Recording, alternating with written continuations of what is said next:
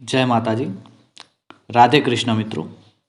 આજના વિડીયોની અંદર હોલિકા દહનમાં કઈ ભૂલો ના કરવી જોઈએ તેના વિશે તમને જણાવીશું। જો તમને વિડીયો પસંદ આવે તો તમારા બીજા મિત્રો સુધી પણ શેર કરજો અને કોમેન્ટની અંદર હર હર મહાદેવ જરૂરથી લખજો। તો ચલો આજનો વિડીયો શરૂ કરીએ છીએ। હોલિકા દહન આ વર્ષે 24 માર્ચમાં આવશે। ધૂળેટી 25 માર્ચે ઉજવાશે। હોલિકા દહનને લઈને ઘણી માન્યતાઓ છે। હોલિકા દહનની અગ્નિ ઘણા લોકોએ ન જોવી જોઈએ, તે ખૂબ જ અશુભ માનવામાં આવે છે। આ લોકો હોળીની અગ્નિ જુએ તો ભવિષ્યમાં સમસ્યાઓ ઊભી થઈ શકે છે। તો ચાલો તમને તેના વિશે જણાવીએ। હોળાષ્ટકના દિવસોમાં ન કરો આ કામો। ધાર્મિક માન્યતાઓ અનુસાર હોળાષ્ટકના આ 8 દિવસ દરમિયાન વ્યક્તિએ વાહન અથવા સોના ચાંદીની ખરીદી ન કરવી જોઈએ। આ સારું માનવામાં આવતું નથી। આ સમયગાળા દરમિયાન નાણાંનું રોકાણ કરવાનું પણ ટાળવું જોઈએ। આ ઉપરાંત હોળાષ્ટકના દિવસોમાં લાંબા અંતરની મુસાફરી કરવાનું પણ ટાળવું જોઈએ। હોળાષ્ટકના 8 દિવસોમાં શુભ અને શુભ કાર્યો પૂર્ણ ન કરવા જોઈએ। આ સમયે વ્યક્તિએ ભૂમિપૂજન, સગાઈ, બેબી શાવર, લગ્ન, ગૃહસ્ત્રાવ, 16 ધાર્મિક વિધિઓ, યજ્ઞ, હવન જેવા શુભ કાર્યો કરવાનું ટાળવું જોઈએ।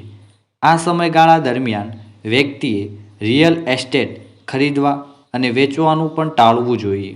હોળાષ્ટકના દિવસોમાં હાઉસ વોર્મિંગ અથવા મકાનનું નિર્માણ કામ કરવું સારું માનવામાં આવતું નથી।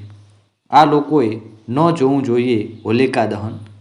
ગર્ભવતી મહિલા, ધાર્મિક માન્યતાઓ અનુસાર ગર્ભવતી મહિલાઓએ હોલિકા દહનની અગ્નિને ન જોવી જોઈએ। તે અશુભ હોય છે। તેનો નકારાત્મક પ્રભાવ ગર્ભમાં ઉછરી રહેલા શિશુ પર પડી શકે છે। બાળક પર ખરાબ પ્રભાવ પડતા બચવા માટે હોલિકા દહનથી દૂર રહો। નવજાત શિશુ, હોળી પ્રગટે ત્યારે નવજાત શિશુને પણ તેનાથી દૂર રાખવું જોઈએ। લોકો હોલિકા દહનમાં પોતાની નકારાત્મક શક્તિની આહુતિ આપે છે।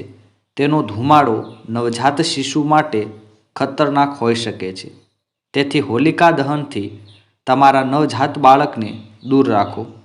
નવવિવાહિત દંપતી, લગ્ન બાદ પહેલી હોળી મહિલાઓએ ન જોવી જોઈએ। નવવિવાહિત દંપતી એટલે કે પતિ અને પત્ની બંનેએ હોલિકા દહનથી દૂર રહેવું જોઈએ। તે અશુભ માનવામાં આવે છે। હોલિકા દહન જોવાથી જીવનમાં સમસ્યાઓનો સામનો કરવો પડે છે। સાથે હોલિકા દહન ન જુએ સાસુ વહુ। એવી માન્યતા પણ છે કે સાસુ અને વહુએ એકસાથે હોલિકા દહન ન જોવું જોઈએ। એકસાથે હોલિકા દહન જોવાથી બંનેના જીવન પર નકારાત્મક પ્રભાવ પડે છે અને સંબંધોમાં ખટાશ આવી જાય છે। એકમાત્ર સંતાનના માતા પિતા, જે માતા પિતાએ એક જ સંતાન હોય છે તેમને હોલિકાની અગ્નિ જોવાનું ટાળવું જોઈએ। તે શુભ માનવામાં આવતું નથી। ઘરના કોઈ વડીલે હોલિકા દહનની પરંપરા નિભાવવી જોઈએ। આ લોકોએ હોલિકા દહન કેમ ન જોવું જોઈએ? માન્યતાઓ અનુસાર હોલિકા દહનને સળગતા શરીરનું પ્રતીક માનવામાં આવે છે। તેવામાં આ લોકોના જીવન પર ખરાબ પ્રભાવ પડી શકે છે। દહન સમયે આટલું કરો: હોળીની રાખને લાલ કપડામાં રાખો। હોલિકા દહન પછી બીજા દિવસે હોળીની ઠંડી કરેલી આગને લાલ કપડામાં બાંધીને તિજોરીમાં રાખવી જોઈએ। આમ કરવાથી ઘરમાં આશીર્વાદ જળવાઈ રહે છે, નાણાકીય લાભની સંભાવના વધે છે, વ્યર્થ ખર્ચ નથી। ધન મેળવવા માટે કરો આ કામ: હોલિકા દહનની રાત્રે આર્થિક લાભ મેળવવા માટે ઓમ નમો ધનદાય સ્વાહા મંત્રનો 108 વાર જાપ કરો। આ મંત્રનો જાપ કરવાથી આર્થિક મુશ્કેલીઓ દૂર થાય છે, દેવી લક્ષ્મી પ્રસન્ન થાય છે, પેન્ડિંગ કામ જલ્દી પૂર્ણ થવાનું શરૂ થશે। આ સિવાય હોળીની રાત્રે 7 વાર પોતાનાથી કૌરી અને ગોમતી ચક્ર દૂર કરી હોલિકાની અગ્નિમાં અર્પણ કરવું જોઈએ।